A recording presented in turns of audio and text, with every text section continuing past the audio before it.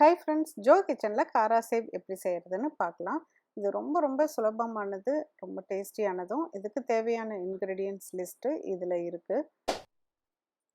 காராசேவ் எப்படி செய்கிறதுன்னு பார்க்கலாம். ஒரு சல்லடையில் 1 கப் கடலை மாவு, 1/2 கப் அரிசி மாவு. 1 கப்புக்கு 1/2 கப் அரிசி மாவு போடுங்க. அதிகமாக போட்டிங்கன்னா நரன்னு இருக்கும்.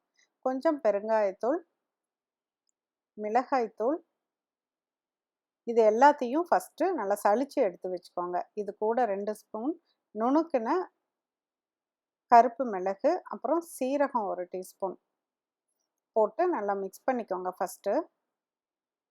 அதுக்கப்புறம் இது கூட கொஞ்சமாக வெண்ணெய், கூட சூடான எண்ணெயும் சேர்த்தி நல்லா ஃபஸ்ட்டு அந்த மாவோட வெண்ணெயும் அந்த சூடான எண்ணெயும் ரெண்டும் நல்லா மிக்ஸ் ஆகிற மாதிரி கையில் ஃபஸ்ட்டு பெசரி விட்டுருங்க. பெசரி விட்டுட்டு அதுக்கப்புறமேல கொஞ்சம் தண்ணியை தெளித்த மாதிரி ஊற்றிட்டு பிசைஞ்சுக்கோங்க. ரொம்ப தண்ணி விட்டால் தண்ணியாட்டம் ஆயிடுச்சுன்னா நல்லா உருட்டுறதுக்கு வராது, அதுக்கப்புறம் போடுறதுக்கும் சரியாக வராது. இது நல்லா உருட்டிட்டு அதுக்கப்புறம் மேலால் 1 டீஸ்பூன் எண்ணெயை ஊற்றிட்டு அப்ளை பண்ணிக்கங்க. அப்போ தான் அந்த குழலில் ஒட்டாமல் இருக்கும்.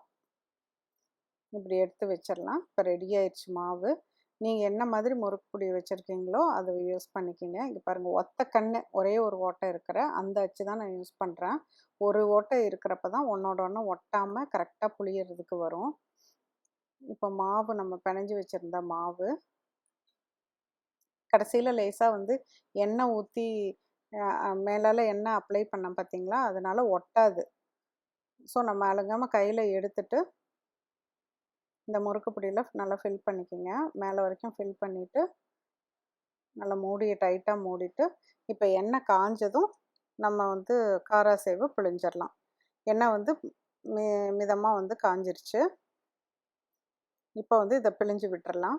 3 கண் இருக்கிறதும் இருக்குது காராசேவ் புளியறதுக்கு, அதாவது அந்த முறுக்கு அச்சு. நீங்கள் ஒத்த கண்ணில் புழிஞ்சிங்கன்னா ஒன்றோட ஒன்று ஒட்டாமல் நல்லா உதிரியாக கிடைக்கும். அதுவும் புதுசாக செய்கிறவங்களுக்கு இன்னும் ஈஸியாகவும் இருக்கும்.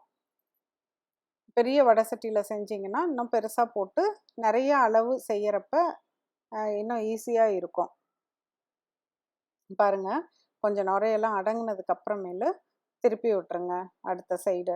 அப்போ இந்த சைடும் நல்லா நுரை அடங்கினதுக்கப்புறம் எடுத்துருக்கேன். நுரை அடங்கிருச்சுன்னாவே நல்லா வெந்துருச்சுன்னு அர்த்தம். அதிகமாக விட்டிங்கன்னா கொஞ்சம் அந்த ரொம்ப ஓவர் ப்ரௌனிஷாக ஆன அந்த மாதிரி ஸ்மெல்லு வந்துடும்.